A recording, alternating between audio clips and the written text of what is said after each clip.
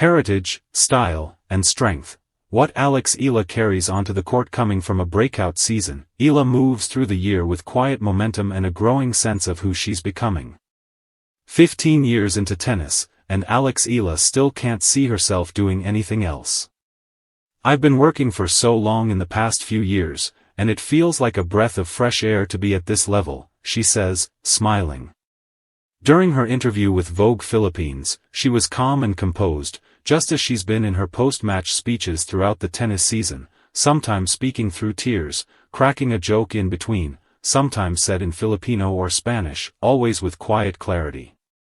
Obviously, with those breakthroughs, she continues. Breakthroughs, plural. In the first half of 2025 alone, the Filipino tennis player rose from the world number 140 to a career high of no.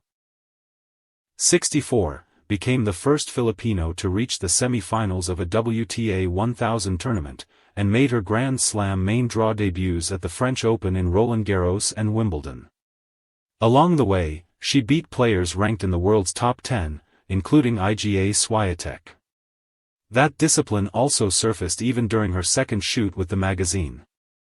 Between takes, 20-year-old Eala moved as if back on court, shifting into movement with quick steps, slow pivots, the angle of a serve even without a racket. None of it was planned. It was all instinct. In the second look of the day, deputy editor Pam Quinones dressed her in a white pinstripe suit. Her father, Michael, quietly observing behind photographer Mark Nickdow, suggested her signature serve pose, a nod to the swoosh emblematic of the sports brand.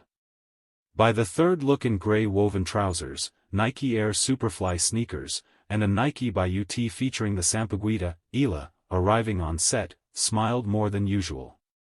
Her dad noticed first. "You know she likes what she's wearing. She's smiling, oh," he says with a chuckle to beauty editor Joyce Orina and Nike Philippines team. The tee, featuring a blooming Sampaguita by Manila-based artist Georgina Camus, was set against a green tennis court, along with the hair tie, the only one of its kind, gifted to her during her Wimbledon debut.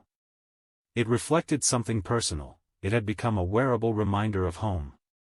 When asked about her journey so far, Eala doesn't separate personal achievement from collective effort. "I'm so proud of myself and what I've accomplished. I'm also proud and grateful to the team and all the effort that they've put in. I'm just happy that, they see results and that I can share this happiness with them also." Still, she isn't settling into the moment for long. "I would say that I'm hungry," she says. "It's made me feel hungry to do even more and to work even harder." The next 2 to 3 months are already mapped out with stops at the National Bank Open, Cincinnati Open, Monterey Open, and another run at the US Open. Her drive is also balanced by a perspective shaped through years of competition. Tennis is such a beautiful sport because it really keeps you grounded. You lose, you really learn to lose, because you lose almost every week, she says candidly. "And that's what I've learned, there's always going to be someone better than you. And what I try to do is just be the best version of myself." Eala's recent wins have made her more visible, with some of her post-event moments becoming viral, injecting a little humor from time to time.